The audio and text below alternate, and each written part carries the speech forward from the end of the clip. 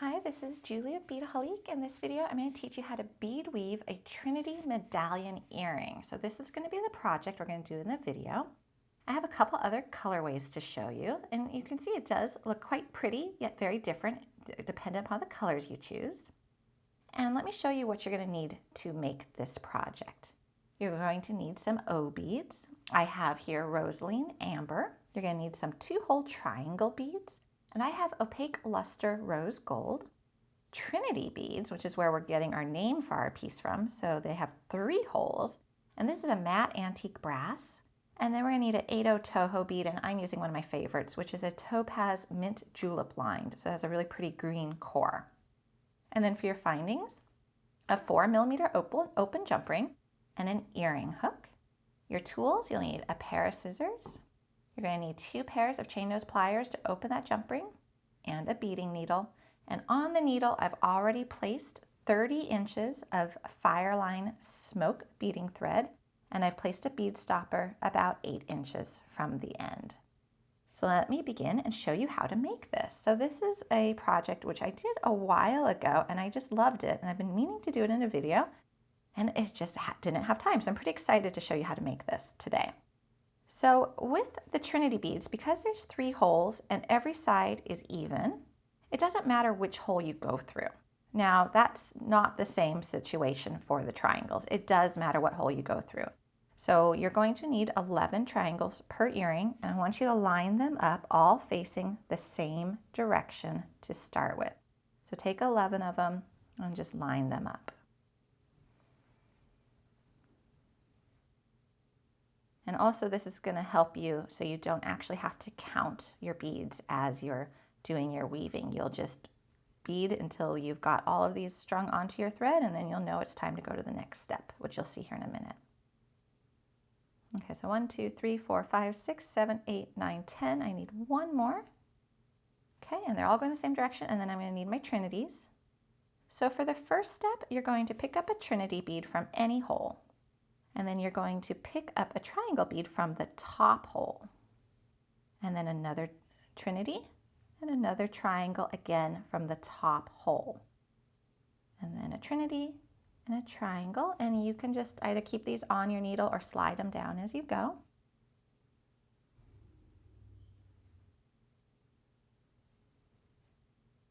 All right, once you've placed your last triangle on, go ahead and slide all your beads down to the base. So you should be ending with a triangle, but you started with a Trinity. And at this point, we're actually done with the triangles and Trinities. So you can just scoot those aside and bring your other 2 beads forward. And what you're going to do is you're going to, at this point, pull off that bead stopper. Make sure you still have a tail of 6 to 8 inches because you are going to need to place your needle back onto that tail at the end. But we're just going to make a loop. And we're going to tie a knot.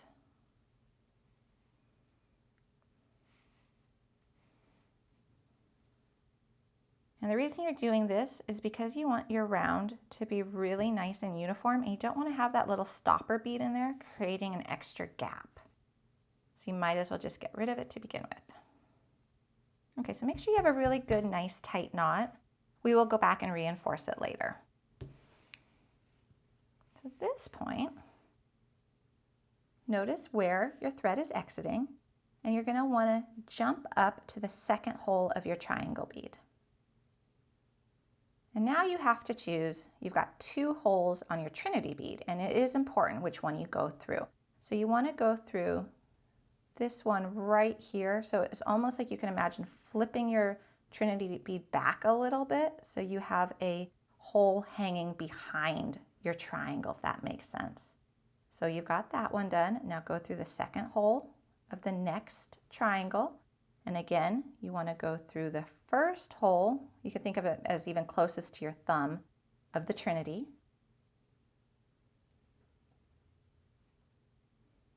You're just going to keep doing that.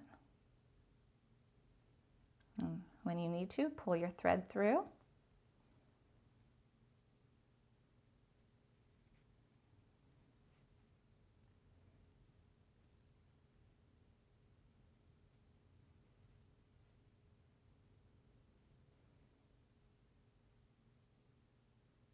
So let me show you what you've got so far. So what you're essentially doing is you're creating this interior section where the triangle tips are all going towards the center. And it's also that back hole of that Trinity is what's going to allow you to do this edge work. It can be a little tricky if you're new to 2-hole or 3-hole beads just to kind of figure out which hole you go into.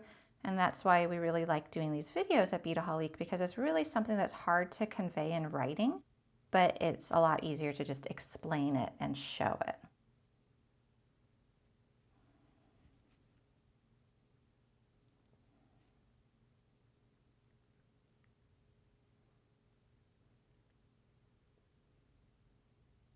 All right, so I am back to where I started, and I'm going to go ahead and go through that triangle again and go through the Trinity again, because you always want to cross over your work just a little bit just to make sure you have a nice connection. So here is what we have now, and hopefully did I go through the wrong one? Uh-oh, let's see if it's just flipped. Okay, I did. Well, this is a really good example of why it matters what hole you go through. So here I made a mistake and I went through the wrong hole. So let me show you how you're gonna take care of that if need be.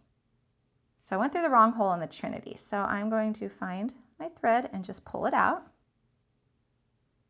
to the place where I made the boo-boo. Rethread my needle. And now go back and continue along. So it's not hard if you make a mistake to fix it, but it is important that you do fix it. Okay, so now are they all right? Yep, now they're all facing the center.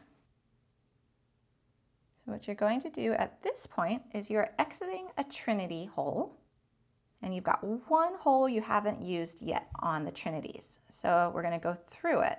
And you'll notice that now our beading thread is going to be going in the opposite direction that we were, which is fine. It doesn't matter which way you're going with your thread. So we're going to pick up an O bead and a Toho and another O bead. So you've got 3 beads on your needle, and you're just going to go across to that waiting hole on the Trinity next door, or next to it, I should say. So that's the first bead along, or bead segment along the outside. Okay, same thing. An O bead, a Toho, and another O bead. And we're just going to continue until we've completed all of the little segments here.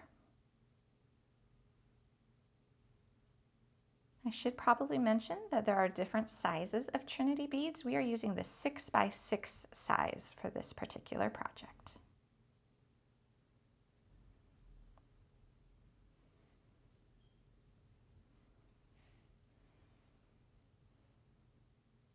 And these are pretty fun to make. Once you start making a few of them, it'll really become quite easy and quite quick to put them together. So that is a nice gift idea. You also are going to be able to make quite a few of these little medallions given the amount of beads you get per tube. So you're going to be able to make a lot of these for gifts if that's something you want to be doing. Okay, my last little beaded segment. So I'm going to go through the Trinity bead and the other couple beads next to it. And then I want to go through the following beads until I'm exiting the Toho. And at this point, we're going to add another Toho because we want to have something that we can securely connect our earring finding to. So we're going to add a little Toho, and then eventually we'll add a jump ring and the earring hook to it. So it's just a little bit more of a secure method to be putting the jump ring through a bead versus just having it hang on the side here, where it could potentially, the thread could slip out of it. You could also put a closed jump ring, just sew it into there if you wanted to. All right, so what I did was I just picked up a 8/0 Toho, and then I went back around through it. I'm going to go through it again. Just creating a nice little loop. It's very secure. And now I'm going to go through several more of my outer beads. And because this is uniform all the way around, it didn't matter which Toho along the edge I went through to create that. So now I'm going to go under my thread bridge. And my tail at this point is longer than my working thread. Okay. And I'm going to go through it and pull really tight. I'm going to do that again. Go through it. I'm actually going to go through it twice and pull tight. Go through a couple more beads. And repeat.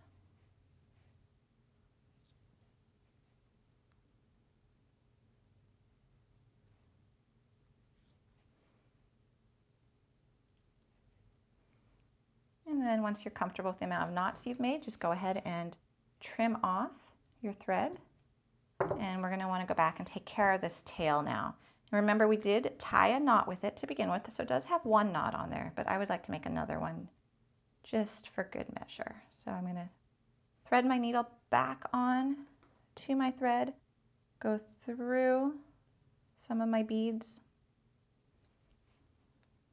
and then find a thread path to go under, and go through my loop. And let me do that one more time.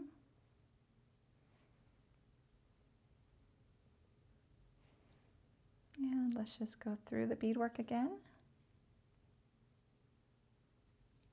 And trim our tail.